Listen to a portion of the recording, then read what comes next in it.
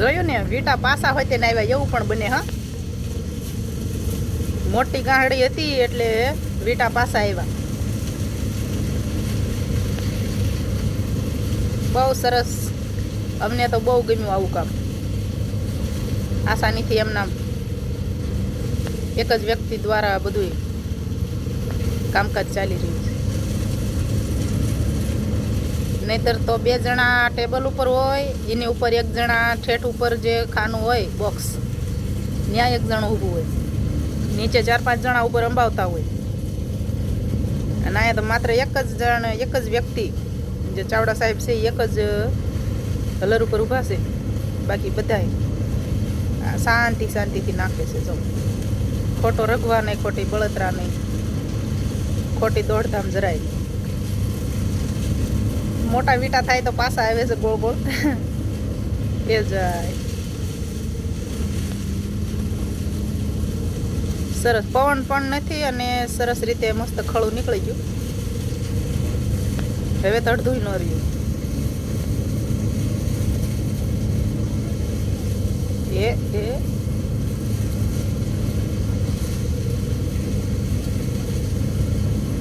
બહુ સરસ ટેકનોલોજી.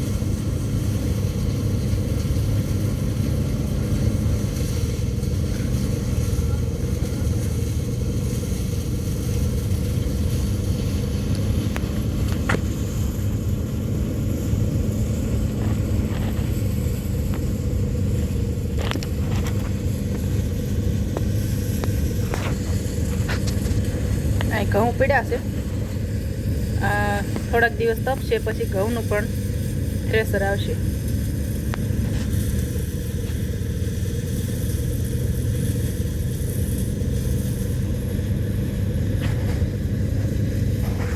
ક્યાં જતા હશે? અવાજ ક્યાં જાય છે? ઊભા રહી ગયા એટલે પાછો વળ્યો અવાજ સાંભળીને. પવન છે કે અત્યારે બધી બંધ છે અને બસ હવે ખળું નીકળી રહેવા આવ્યું છે. બહુ સરસ શાંતિથી કામ ચાલી રહ્યું છે. આપણને બહુ સરસ મજા આવી.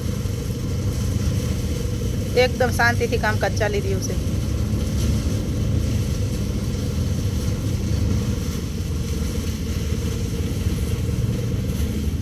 હા,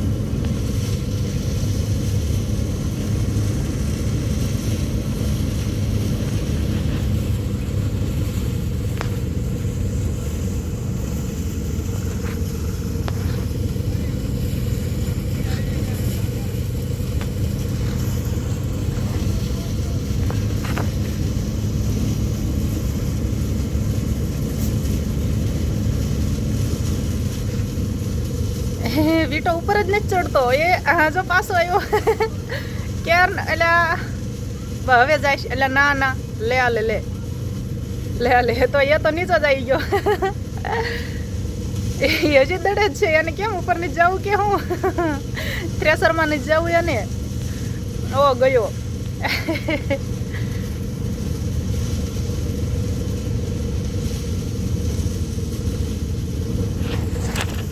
4 વાગી ગયા છે. સ્કૂલ બસ પણ હવે આવી ગઈ છે. Ultra the my school.